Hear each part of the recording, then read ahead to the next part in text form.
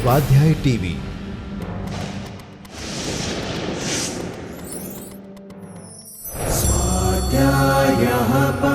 Doctor Baba Saheb Ambedkar open university.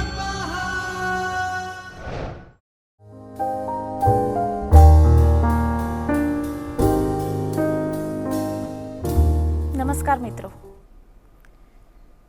અર્થશાસ્ત્રની મૂળભૂત સમસ્યા કહીએ કે અર્થશાસ્ત્રનો ઉદ્ભવ કહીએ, જરૂરિયાતોની અસીમિતતા અને જરૂરિયાત પૂરી કરવાના સાધનોની સીમિતતાથી અર્થશાસ્ત્રની શરૂઆત થાય છે. સમાજ જીવનનો વિકાસ થયો ત્યારે પરસ્પરની જરૂરિયાતો સંતોષવાની પદ્ધતિ વિકસી. કોઈ એવી સ્થિતિ હોય કે આપણી જરૂરિયાત બધાની જરૂરિયાત જેટલી જ તે વસ્તુ હોય તો વિનિમય કરવાની જરૂર ન પડે. એ દરેક વ્યક્તિ પાસે એટલા પૂરતા પ્રમાણમાં હોય જ. જેમ કે સૂર્યપ્રકાશ છે. એક સમય એવો હતો કે પાણી પણ, જેનો વિનિમય કરવાની જરૂર ન પડતી, બધાને તેમની જરૂરિયાત પ્રમાણે મળી રહેતું. પણ અત્યારે સમય એવો છે કે દરેકની જરૂરિયાત જેટલી વસ્તુ બધા પાસે હોતી નથી. એટલે મને મારી જરૂરિયાત પૂરી કરવી હોય તો સામે બદલામાં કોઈ અન્ય વ્યક્તિની જરૂરિયાત મારે પૂરી કરવી જોઈએ. આમ વિનિમય પ્રથાનો ઉદ્ભવ થયો. પરસ્પરની જરૂરિયાત પૂરી કરવી એ વિનિમય અને વ્યાપાર વિકસ્યો. વ્યાપાર નાણાંથી પણ થઈ શકે, વસ્તુઓથી પણ થઈ શકે. એક વસ્તુના બદલામાં બીજી વસ્તુ અથવા સેવા અથવા નાણું. વ્યાપાર નાણાંનો પણ હોઈ શકે.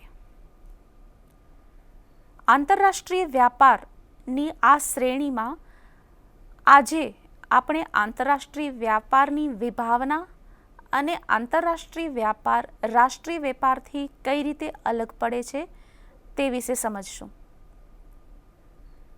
વેપાર, જેમ આપણે કહ્યું કે એનું મૂળ ઉદ્ભવનું બિંદુ વ્યક્તિની જરૂરિયાત છે.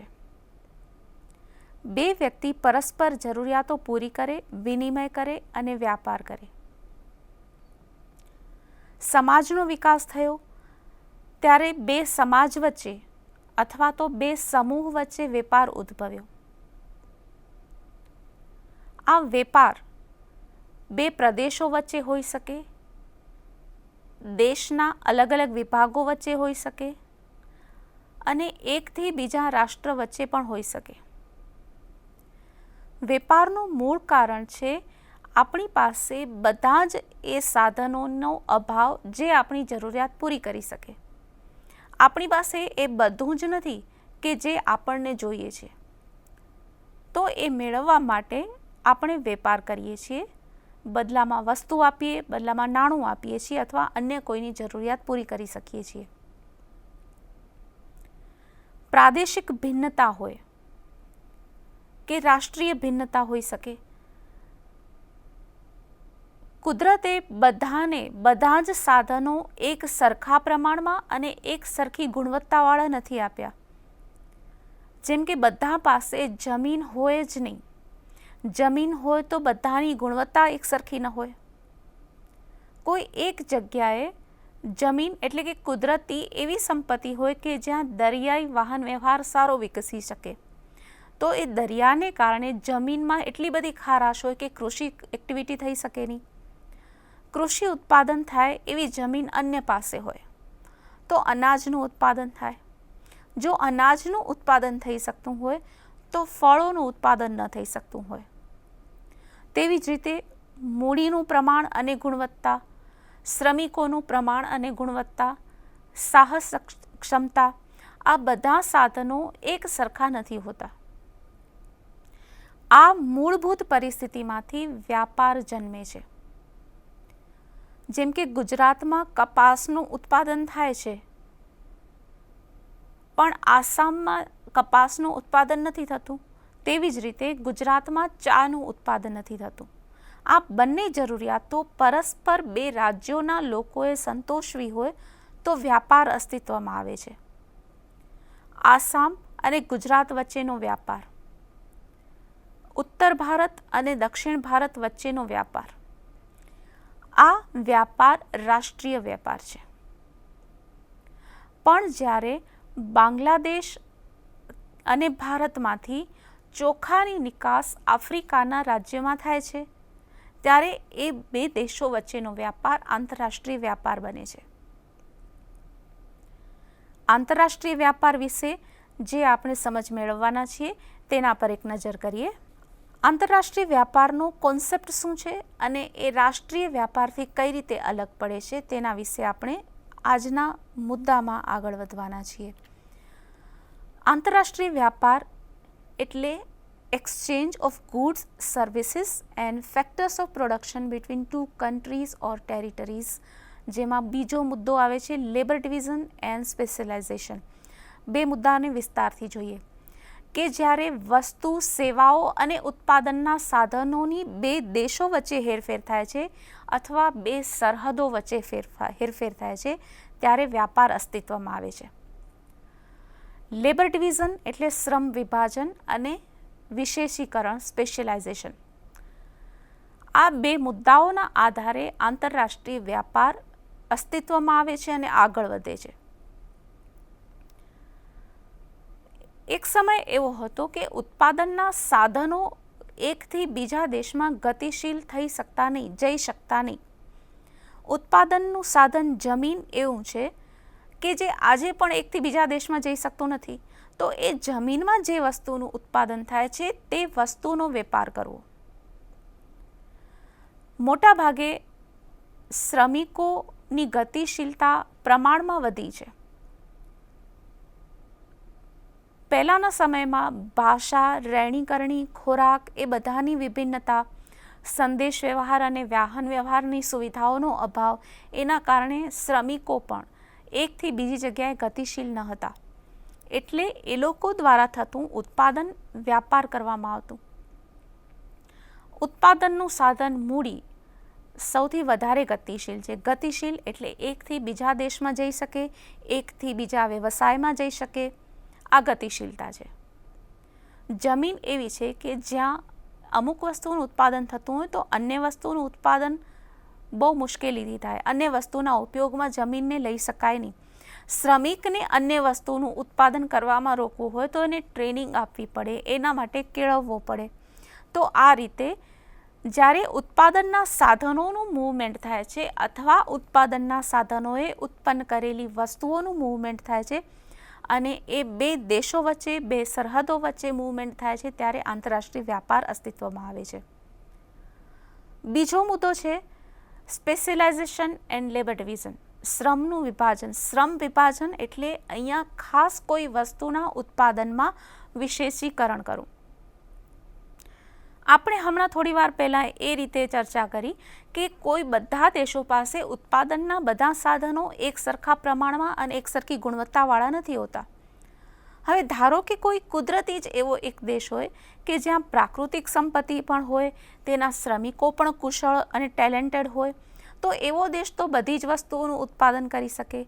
તેમ છતાં એ બધી વસ્તુઓનું ઉત્પાદન ન કરે અને અમુક જ વસ્તુઓનું ઉત્પાદન કરવામાં પોતાના સાધનોને રોકે અને બીજી વસ્તુ જે ઉત્પાદન નથી કરતો એ અન્ય દેશમાંથી ખરીદે.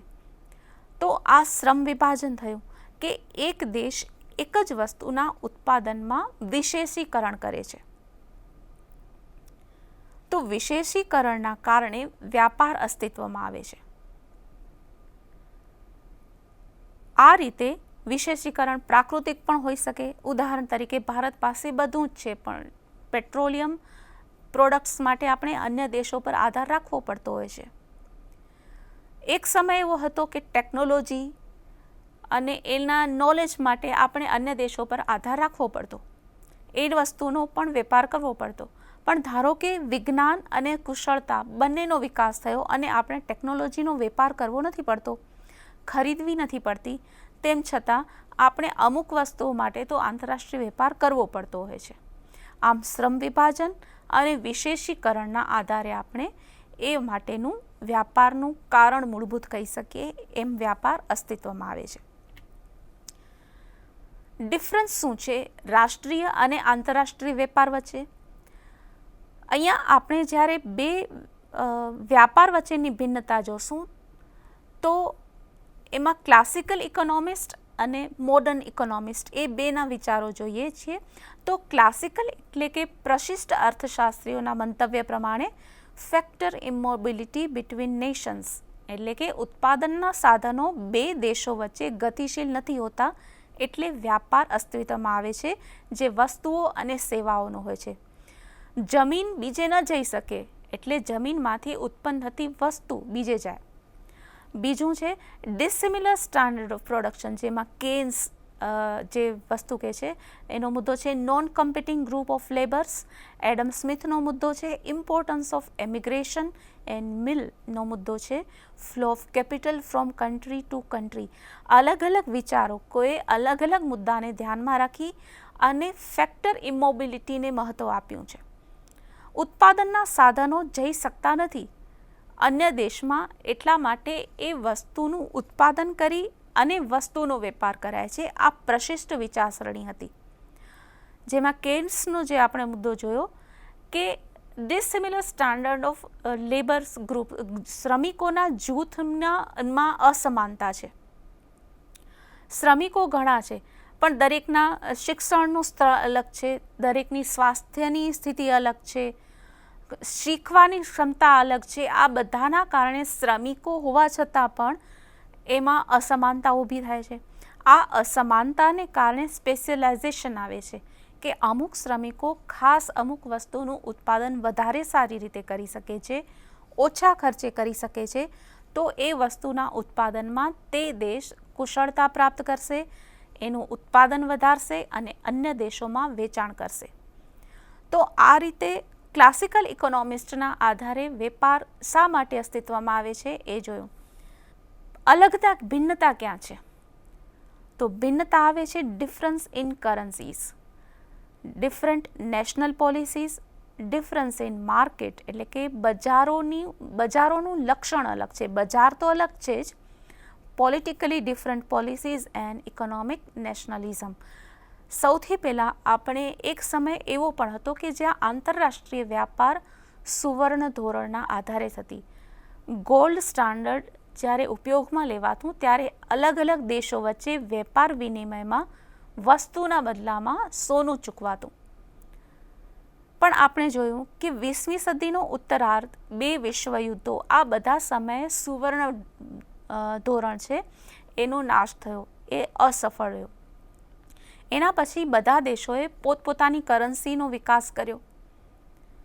આંતરરાષ્ટ્રીય સ્તરે આજે ડોલર હાર્ડ કરન્સી મનાય છે. તે સિવાય પણ ઘણી બધી કરન્સીસ પોતપોતાના દેશોએ વિકસાવેલી હોય છે. આ ડેવલપ કરેલી કરન્સી એનું મૂલ્ય અન્ય દેશોમાં અલગ હોય છે. જેમ કે ભારતીય ચલણથી આપણે આંતરરાષ્ટ્રીય વેપાર ન કરી શકીએ. એના માટે અલગ અલગ કરન્સીના કિંમતને આધારે અલગ અલગ દેશોના વિનિમયનો દર પણ અલગ હોય છે. કોઈ એક વસ્તુની કિંમત જે રૂપિયામાં ગણતરી કરતા હોઈએ તે જ ડોલરમાં ગણતરી કરવી હોય તો વિનિમય દર અલગ થઈ શકે, અન્ય દેશોના ચલણનું મૂલ્ય અલગ હોઈ શકે. આ બધા કારણોસર એક જ સરખો વેપાર એક અલગ અલગ દેશ સાથે નથી હોતો. ભારતનો જ વ્યાપાર આફ્રિકન કન્ટ્રીઝ માટે અલગ હોય, ભારતનો જ વેપાર યુરોપના દેશો માટે અલગ હોય, કારણ કે કરન્સી અલગ છે. બીજો મુદ્દો આવે છે કે રાષ્ટ્રીય નીતિઓ અલગ હોઈ શકે છે, ડિફરન્ટ ઇન નેશનલ પોલિસીઝ. જેમ આપણે કહી શકીએ કે એક વખત એવું હતું કે ભારતમાં આપણે ઉત્પાદન કરવાને બદલે આપણે વસ્તુઓ બહારથી મંગાવતા. તે પછીનો તબક્કો એવો આવ્યો કે વસ્તુઓ માટે જરૂરી કેપિટલ, મૂડી અથવા તો મશીનરી ભારતમાં મંગાવીએ. તે પછીનો મુદ્દો એવો આવ્યો કે મશીનરીનું ઉત્પાદન પણ ભારતમાં થાય અને વસ્તુઓ પણ ભારતમાં જ બને. આમ વ્યાપારના અલગ અલગ તબક્કાઓ અલગ અલગ દેશોમાં અલગ હોઈ શકે છે. ઉપરાંત તે દેશની રાષ્ટ્રીય પોલિસી કઈ હોઈ શકે, એનું કેપિટાલિસ્ટ ઇકોનોમી છે કે સોશિયલિસ્ટ ઇકોનોમી છે, તો આ બધાના આધારે વ્યાપારની નીતિઓ અલગ હોઈ શકે. તે પછીનો મુદ્દો આવે છે ડિફરન્સ ઇન માર્કેટ એટલે કે બજારોમાં ભિન્નતા. બજારોમાં ભિન્નતા, બજારનું લક્ષણ અલગ હોઈ શકે છે. બજારનો અર્થ કરવાનો અહીંયા છે લોકોની ઈચ્છાઓ અને જરૂરિયાતો. જેમ કોઈ એક પ્રદેશમાં જો ગરમ પ્રદેશ હોય તો ત્યાં એર કન્ડિશનર્સ, ફ્રીજ એ બધાનું બજાર હોઈ શકે છે. પણ જો પ્રદેશ પ્રાકૃતિક રીતે ઠંડો હોય તો આ બધી વસ્તુઓની ત્યાં જરૂર નથી હોતી. તેવી જ રીતે સામાજિક રિવાજો અલગ અલગ હોઈ શકે છે, તો એ રિવાજોને આધારે બજારમાં જરૂરિયાત ઉદ્ભવે છે. કોઈક એવા રિવાજો હોઈ શકે કે જે પૂરા વિશ્વ સ્તરે એક સમાન રીતે એની જરૂરિયાત હોય તો સ્વાભાવિક છે કે એનું વિશ્વ સ્તરે બજાર હોય. તેવી જ રીતે કદાચ મેડિસિન્સનું બજાર આપણે જોઈએ તો બીમારી દરેક જગ્યાએ હોય છે. ઉદાહરણ એક સિમ્પલ બીમારીથી લઈએ કે ધારો કે ફીવર, તાવ, પણ એનું કોઈ યુરોપિયન કન્ટ્રીઝમાં એના લક્ષણો અને કારણો અલગ હશે તો એ દવા જે ભારતના ગરમ ગુજરાતના પ્રદેશમાં અસર કરશે તે ત્યાં નહીં કરે. એટલે બજારમાં પણ ભિન્નતા હોય છે. તો આ રીતે બજારોનું લક્ષણ, બજારોનું સ્વરૂપ, એના આધારે વેપાર અસ્તિત્વમાં આવે છે, થઈ શકે અથવા વેપાર ન થઈ શકે. તે પછીનો મુદ્દો આવે છે પોલિટિકલી ડિફરન્ટ પોલિસીસ. રાજકીય વિચારસરણીઓ. ઘણી વખત શુદ્ધ આર્થિક રીતે નિર્ણયો નથી લેવાતા હોતા. કોઈ એક જ દેશ જ્યારે અલગ અલગ દેશો સાથે વેપારથી જોડાયેલો હોય છે ત્યારે એ ત્રણ દેશો સાથે, એ દેશની બી અને સી ત્રણેય દેશો સાથેની રાજકીય નીતિઓ, રાજકીય સંબંધો, એના આધારે વ્યાપારની નીતિઓ અલગ અલગ બની શકે છે. કોઈ એક દેશ સાથે એ જ વસ્તુ ઓછી કિંમતોમાં મળી શકતી હોય છે અથવા રાજકીય સંબંધો સારા હોવાને કારણે અલગ રીતે મળી શકતી હોય છે. આમ રાજકીય વિચારસરણીઓને આધારે વ્યાપારમાં ભિન્નતા હોય છે. એક જ દેશમાં વ્યાપાર કરવો અને અન્ય દેશ સાથે વ્યાપાર કરવો, એમાં શું શું ભિન્નતા હોઈ શકે એ આપણે જોઈએ છીએ.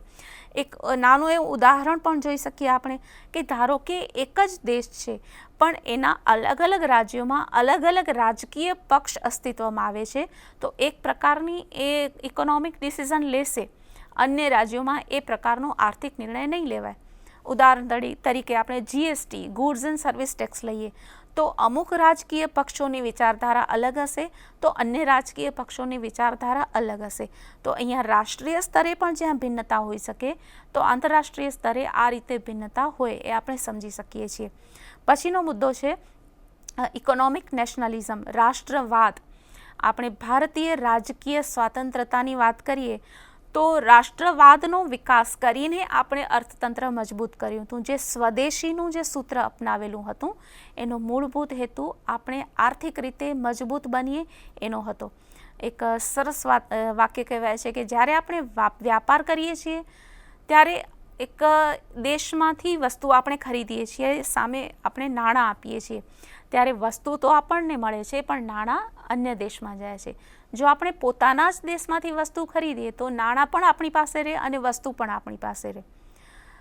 અન્ય એક આ અલગ અલગ વિચારધારા હોય છે. આ વિચારધારાઓ અત્યારે યોગ્ય છે કે અયોગ્ય એનો આપણે ચર્ચાનું સ્થાન નથી અહીંયા, પણ કહેવાનો મતલબ એ છે કે જ્યારે વ્યાપાર કરતા હોઈએ છીએ ત્યારે વિનિમય કરાતો હોય છે, પણ વ્યાપાર કરવો કે ન કરવો એ દેશની પોલિસી પર આધારિત છે.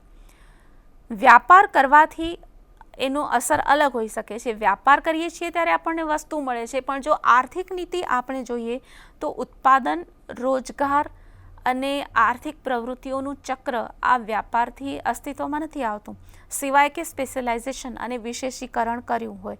બે દેશો પરસ્પર વિનિમય કરતા હોય તો ઉત્પાદન, રોજગારનું ચક્ર ચાલી શકે.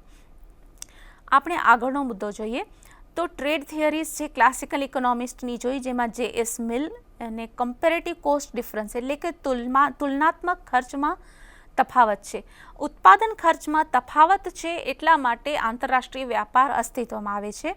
એવા J.S. મિલ, રિકાર્ડો, એડમ સ્મિથ એવા પ્રશિષ્ટ અર્થશાસ્ત્રીઓનો અભિપ્રાય છે. કે ઉત્પાદન ખર્ચ મારા દેશનો ઉત્પાદન ખર્ચ કાપડના ઉત્પાદનમાં ઓછો છે. ઓછા ખર્ચે આપણે કાપડ ઉત્પાદન કરી શકીએ છીએ, એટલે રેડીમેડ ગાર્મેન્ટ્સ, ટેક્સટાઇલ્સની બધાની ભારતમાંથી નિકાસ થાય છે. પણ આપણે પેટ્રોલિયમ પ્રોડક્ટ્સનું વધારે ખર્ચે પણ ઉત્પાદન ન કરી શકીએ, અથવા તો કોઈ મશીનરી છે, કોઈ એવી મેડિસિન્સ છે જેના માટે રિસર્ચ એન્ડ ડેવલપમેન્ટ વધારે જોઈએ, એજ્યુકેશન વધારે જોઈએ, સાયન્ટિફિક ખર્ચ થઈ શકે, અથવા તો એવું એટમોસ્ફિયર ક્રિએટ થઈ શકે એવી લેબોરેટરીઝ વધારે જોઈએ. એ બધું ઉત્પાદન કરી શકાય છે, પણ એમાં ખર્ચ વધારે આવે છે. તો આ ખર્ચમાં ભિન્નતા છે, એટલે ભારતે કઈ વસ્તુના ઉત્પાદનમાં સ્પેશિયલાઇઝેશન કર્યું? Textile, garment. તો આ વિશેષીકરણ અને લેબર ડિવિઝન થયું. તો ખર્ચમાં ભિન્નતા છે. જે વસ્તુનું આપણો દેશ ઓછા ખર્ચે ઉત્પાદન કરી શકે એનું આપણે ઉત્પાદન કરીએ છીએ. આ ક્લાસિકલ વ્યૂ થયો. હવે આપણે મોડર્ન વ્યૂ જોઈએ. તો મોડર્ન વ્યૂ પ્રમાણે આપણે ક્લાસિકલ અર્થશાસ્ત્રીઓ એ નથી સમજાવી શકતા કે ખર્ચમાં તફાવત શા માટે છે, શા માટે આપણે ટેક્સટાઇલ અથવા તો ગાર્મેન્ટ ઇન્ડસ્ટ્રીના આધારે ઓછા ખર્ચે ઉત્પાદન કરી શકીએ છીએ, એ નથી ખબર પડતી. તો આધુનિક અર્થશાસ્ત્રીઓ એ સમજાવે છે કે શા માટે ખર્ચમાં ભિન્નતા છે. એમાં ખાસ એક્સરોલિનનો સાધન પરિમાણનો તફાવત, ડિફરન્સ ઇન ફેક્ટર એન્ડોમેન્ટ સિદ્ધાંત પ્રચલિત છે. ઉત્પાદન સાધનના પ્રમાણમાં ભિન્નતા છે, એટલા માટે ઉત્પાદન ખર્ચમાં ભિન્નતા છે. ટેક્સટાઇલ અને ગાર્મેન્ટનું પ્રોડક્શન ભારતમાં ઓછા ખર્ચે એટલા માટે થઈ શકે છે કે તેને અનુકૂળ જમીન છે, એ ઉત્પન્ન કરી શકાય એવા સ્કિલ્ડ, તાલીમ પામેલા શ્રમિકો આપણી પાસે છે. વસ્તી વધારે છે એટલે ઓછા ખર્ચે શ્રમિકો પણ મળી રહે છે, ઓછા વેતને શ્રમિકો મળી રહે છે, અને ક્લાઇમેટ છે. આ બે કારણોને કારણે રેડીમેડ ગાર્મેન્ટ્સ હોય કે ટેક્સટાઇલનું પ્રોડક્શન કરવું ભારતમાં સસ્તું છે. બીજી બાજુ આપણી પાસે એજ્યુકેશનનું એટલો ડેવલપમેન્ટ ન થયો હોય, એટલી બધી આપણી પાસે કેપિટલ ન હોય, એટલી બધી મૂડી ન હોય, તો આપણે સાયન્ટિફિક રિસર્ચ એન્ડ ડેવલપમેન્ટ કરી શકતા નથી. એટલે વૈજ્ઞાનિક શોધખોળો અથવા તો એ પ્રકારનું જરૂરિયાત હોય એવી બધી વસ્તુઓ, હાઈ સ્કિલ્ડ મશીનરી આપણે પ્રોડક્શન કરી શકતા નથી.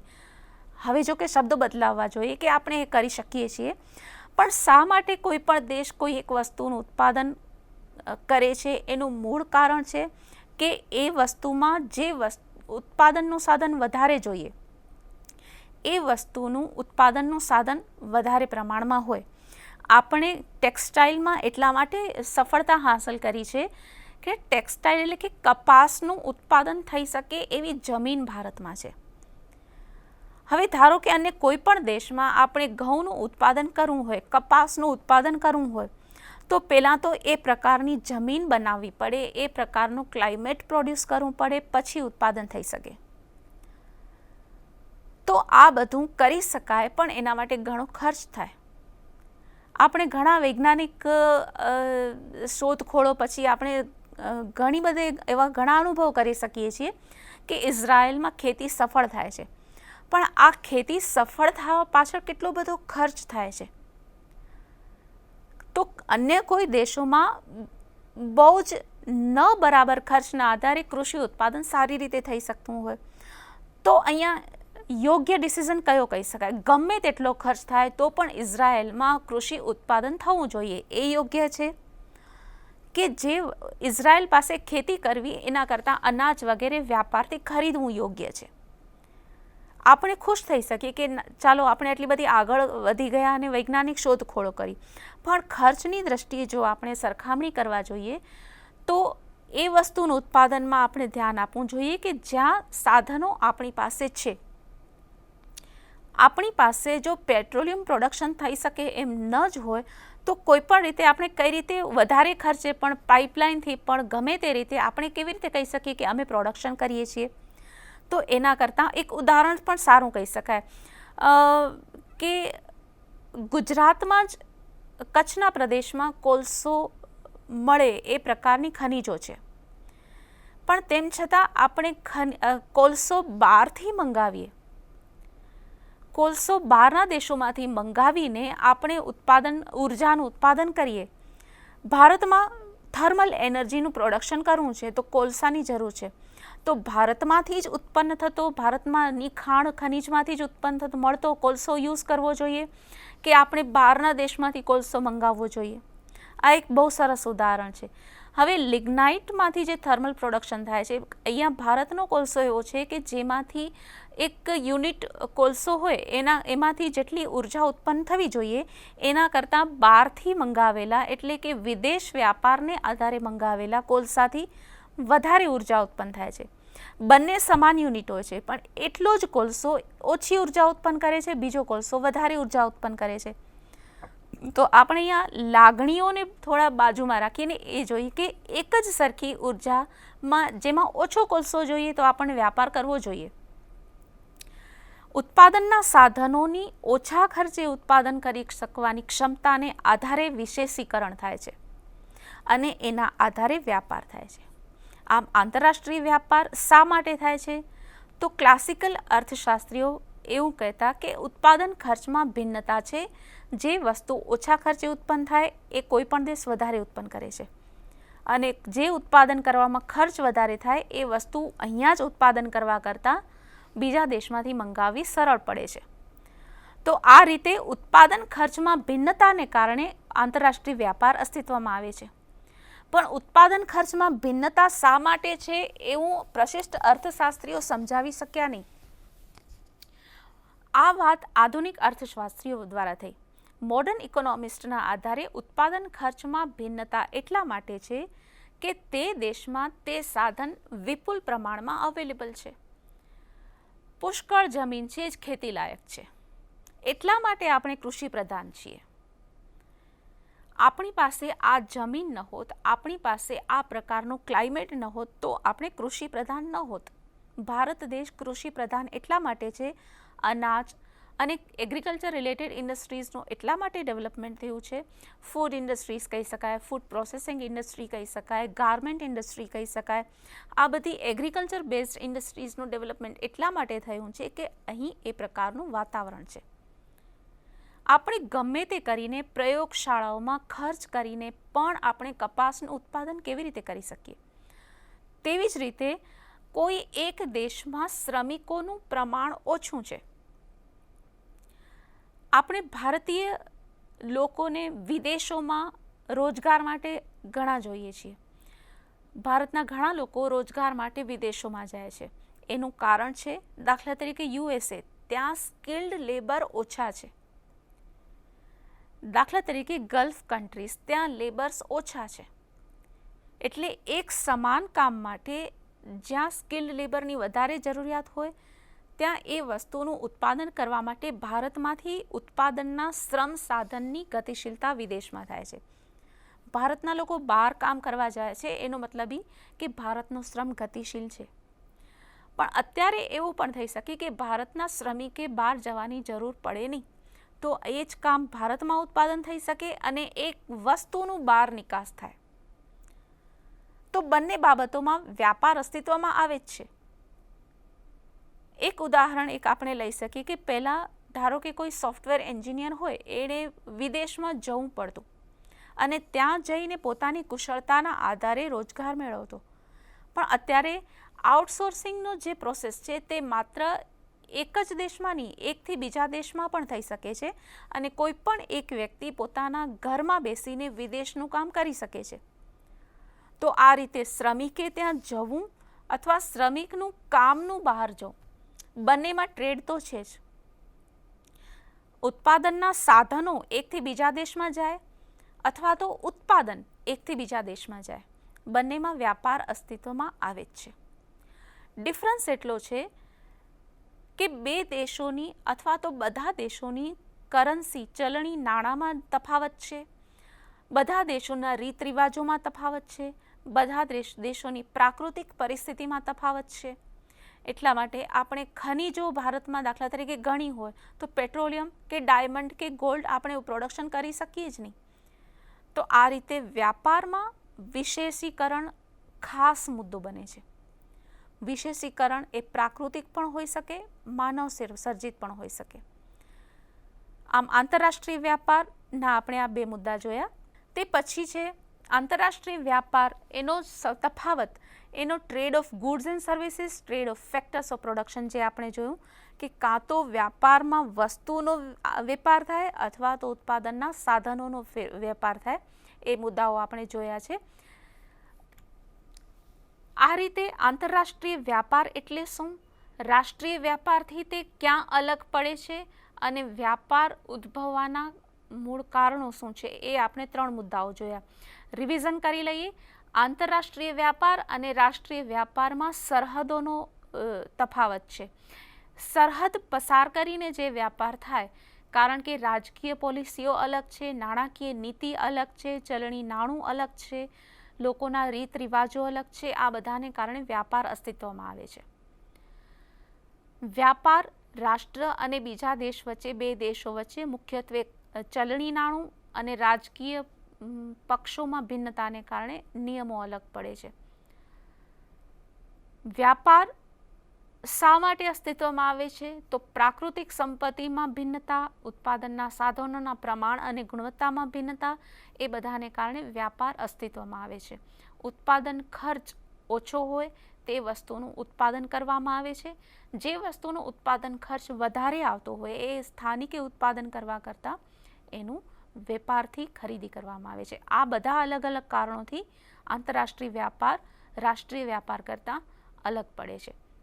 આંતરરાષ્ટ્રીય વ્યાપારની આ શ્રેણીમાં વ્યાપારને લગતા અલગ અલગ મુદ્દાઓ આપણે જોઈશું. ત્યાં સુધી આપનો સમય શુભ રહે એવી શુભકામના. Thank you. स्वाध्यायः परमं तपः.